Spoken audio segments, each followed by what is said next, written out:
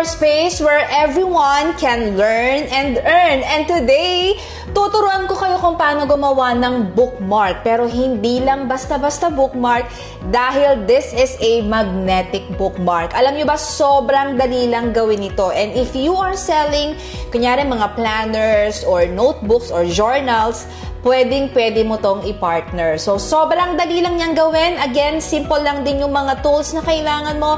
As long as you have a printer, minimal lang talaga yung kailangan mo dito. So, simulan na natin. Ang gamit na kailangan natin? Of course, we need to have a photo paper. So, I'm using QAF double-sided photo paper. So, 220 GSM. So, mararecommend ko na 220 GSM pataas kasi kapag masyadong mababa yung GSM o yung kapal ng paper natin, malambot siya, medyo lalantutay yung bookmark natin kasi merong magnet sa baba. So, syempre yung magnet medyo mabigat siya. So, para mas maganda yung kapit tsaka yung feels ng bookmark, kailangan 220 GSM or mas mataas pa.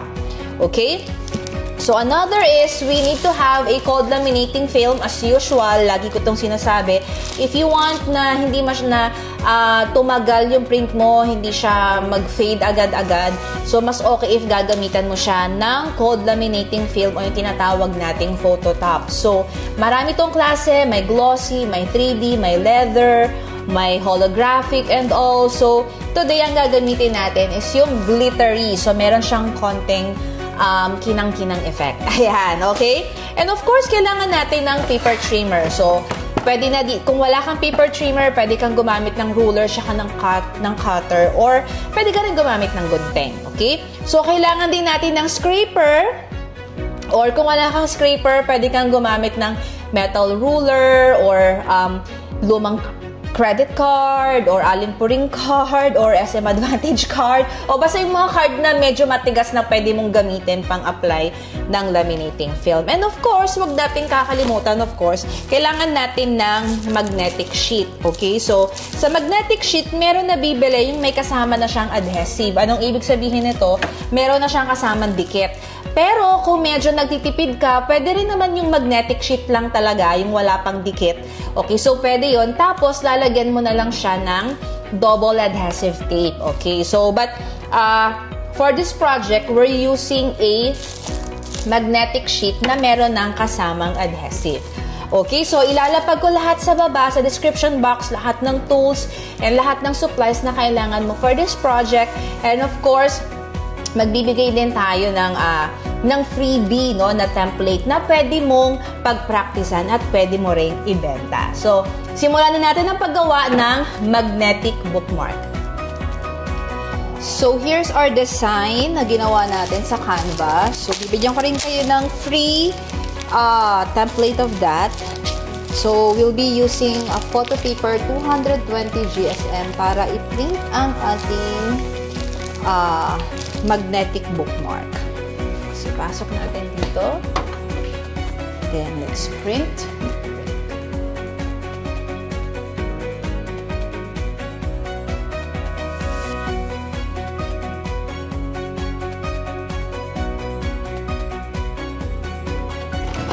Natapos na natin i-print ang ating magnetic bookmark design.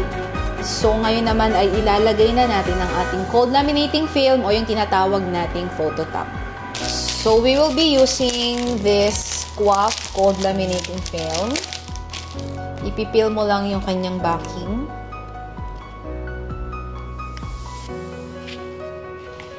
So, kung mapapansin nyo, mag-glitter siya. So, we have glossy and we have other variation ng phototop. So, this one is glittery. So, lagyan natin dito.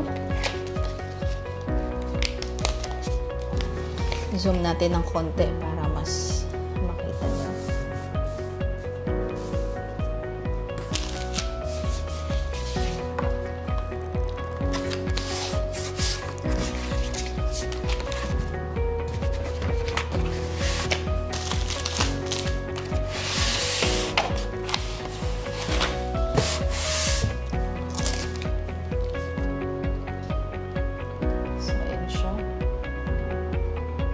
glittery effect.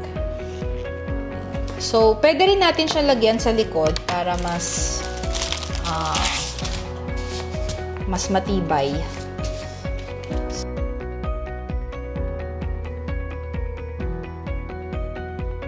So, next step is we will cut our design.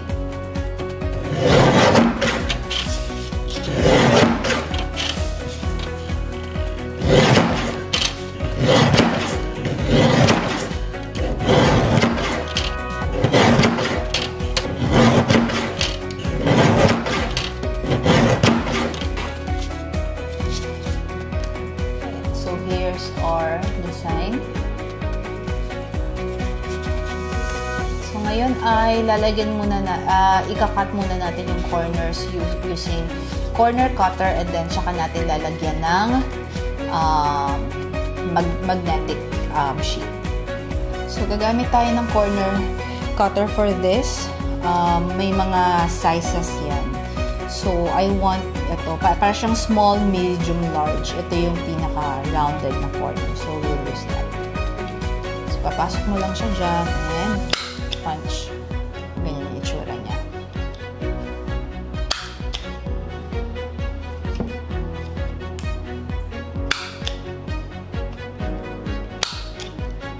So, ganyan siya. So, gagawin natin yan sa lahat ng bookmarks.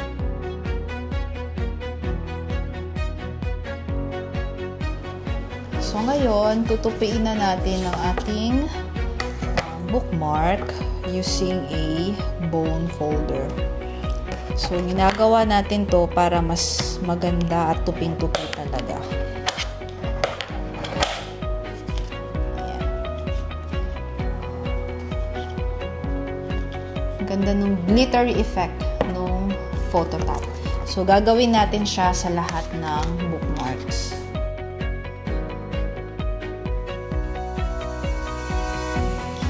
Okay, so natupi na natin ang ating mga bookmarks at magkakat na tayo ng magnets. So, I'm using this L&C magnetic sheet. Meron na siyang adhesive.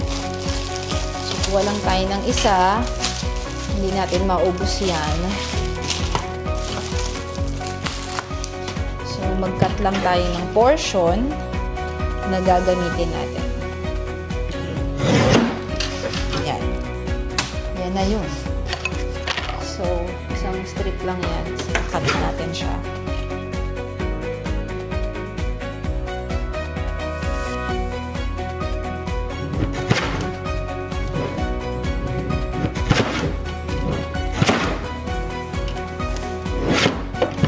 Okay. So, here's our bookmark. And here's the magnetic sheet. So, ipipil mo lang yung backing at ididikit mo dito. Ayan. Tapos, tsaka ko siya ipipil. I should make sure na maganda yung kapit or else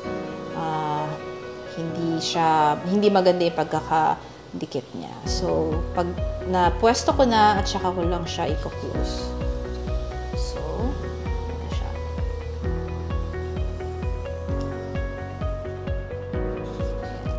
So, ito, pwede mo pa siyang tupiin. Ayan. Okay. So, itong magnetic sheet na pinakita ko sa inyo ay printable din yan. So, meron din tayong mga magnetic sheet na mas makapal dito kasi ito ay medyo mas manipis ng konti. Pero, pwede na rin yan. Okay? So, yan ang gagawin natin sa iba pa nating bookmarks.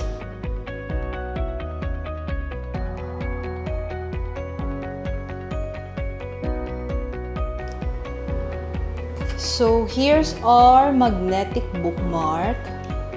Ayan. So, ang ganda ng kanyang glittered effect.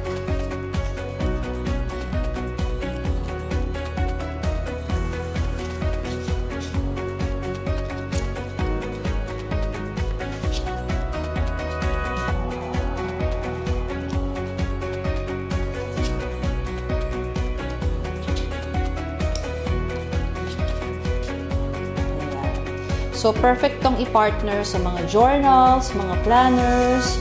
Samahan nyo rin ng sticker sheets, pwede. So, ganyan lang kadali gumawa ng magnetic bookmarks.